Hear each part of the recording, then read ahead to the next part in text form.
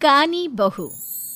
किशोरी लाल जी के बेटे राघव की शादी की बात जगह जगह चल रही थी, लेकिन किशोरी लाल जी को कोई लड़की पसंद ही नहीं आती थी। और उसकी एक ही वजह थी, किशोरी लाल जी का लालची होना। उनको लड़की वालों से मोटा दहेज चाहिए था और इसी चक्कर में एक दिन वो एक बहुत पैसे वाले के घर अपने बेटे का रिश्ता लेकर पहुंचे। उस आदमी का नाम था ओम प्रकाश।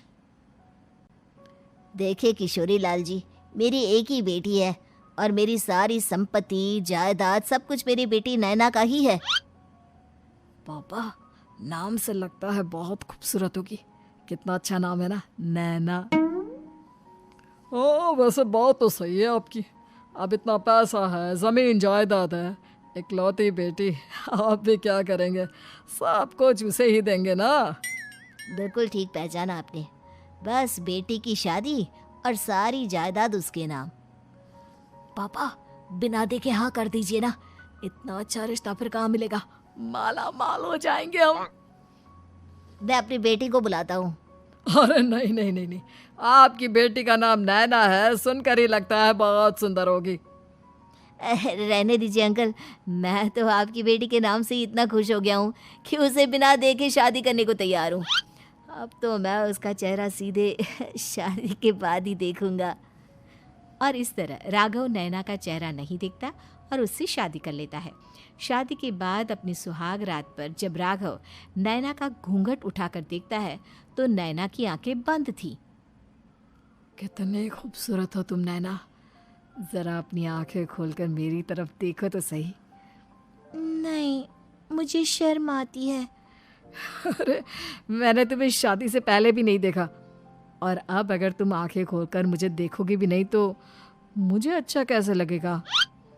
इससे पहले कि नैना अपनी आंखें खोलकर राघव की तरफ देखती, अचानक से लाइट चली गई और राघव नैना को पूरी तरह से देख भी नहीं पाया। अगली सुबह नैना राघव के लिए नाश्ता बनाकर लेकर आई।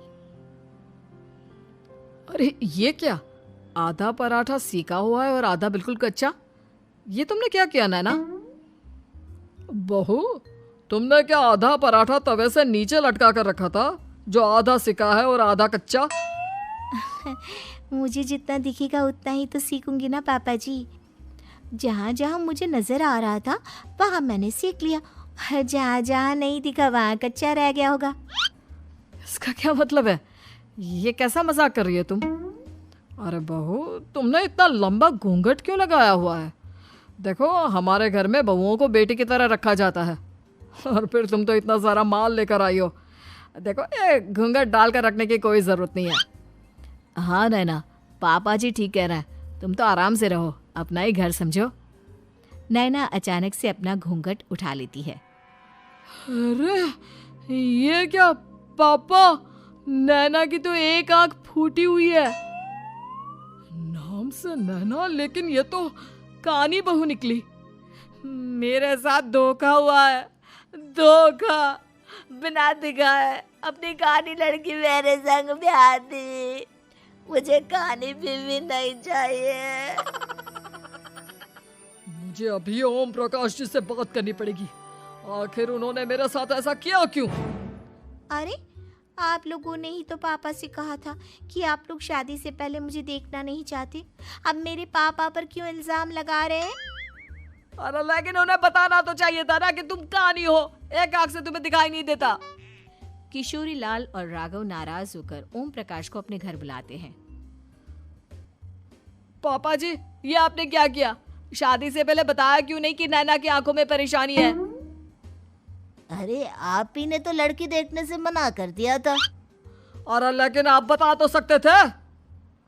आपको तो हमारी बेटी की प्रॉपर्टी चाहिए थी, वो भी पूरी की पूरी। अब क्या हुआ अगर उसे आधा दिखाई देता है? प्रॉपर्टी तो आपको पूरी मिल गई ना। अरे ये क्या बात हुई? मेरी शादी प्रॉपर्टी से नहीं, आपकी बेटी से हुई है। अब ये तो पहले सोचना चाहिए था, तब तो मेरी प्रॉपर्टी देखकर तुम्हारी जुबान लप लपा रही थी। लेकिन मैं कानी लड़की को अपनी बीवी बनाकर नहीं रख सकता। पापा, कुछ करिए ना आप। हाँ, करता हूँ। देखिए ओम प्रकाश जी, आप हमारे साथ ऐसा नहीं कर सकते। और तुम देखो, अगर तुमने मेरी बेटी से शादी तोड़ी ना, तो जो भी प्रॉपर्टी मैंने तुम्हें दी है वो तो पूरी की पूरी वापस ले ही लूँगा, और आधी प्रॉपर्टी तुम्हारी भी लूँगा। अरे मेरी आधी प्रॉपर्टी भला क्यों लेंगे आप?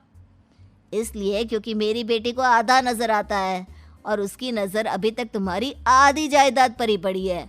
अब तुम उसे घर से निकालोगे तो कुछ तो लेकर जाएगी ना।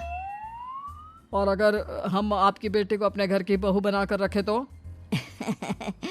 तो तुम्हारी पूरी प्रॉपर्टी तुम्हारी ही रहेगी, और जो मैंने तुम्हें दिया है ना, उसमें से बस मैं आधा लेकर जाऊंगा। अरे लेकिन अब आप अपनी दी हुई प्रॉपर्टी में से आधी वापस क्यों लेकर जाएंगे? अगर मैं आपकी बेटी को अपनी पत्नी बनाकर रखने को तैयार हूं तो? इसलिए ताकि भविष्य में अगर तुम मेरी बेटी को धोखा दो तो उसके पास कुछ तो रहे जो पति का हो।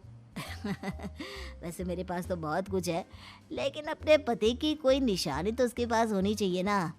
अब अगर तुमने मेरी बेटी को कानी कहा तो तुम्हें प्रॉपर्टी भी कानी ही मिलेगी, पूरी नहीं। जमाए राजा। किशोरी लाल और राघव समझ चुके थे कि वो बुरी तरह फंस चुके हैं और अब उनके पास वहां से निकलने का कोई चारा नहीं है। अब समझ में आया ना, लालच बुरी बला होती है। एक तो तुम्हें प्रॉपर्टी मिली, ऊपर से बीवी मिली, उसमें तुम्हें नखरे भी दिखाने हैं।